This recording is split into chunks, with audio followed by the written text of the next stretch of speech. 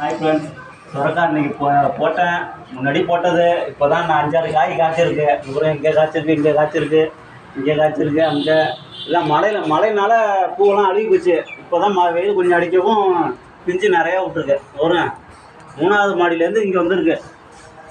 இங்கெல்லாம் இருக்குது. இங்கே இங்கே இங்கே இந்த வாட்டி தான் நிறையா காய்ச்சிருக்கு.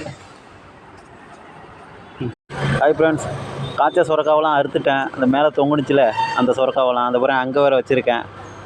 காய்ச்சா ஒரே தெரியாது, எல்லாம் சேர்ந்து காய்க்குது, இல்லைன்னா காய்க்கவே மாட்டேங்குது. இங்கே கஸ்டமர் ஒரு 5-6 பேர் இருக்காங்க. நான் வந்து விவசாயம் ஒன்றா கொல்லையில் பண்ணல, இதே இங்கே இருக்கிற இடத்துல தான் பண்ணியிருக்கேன்.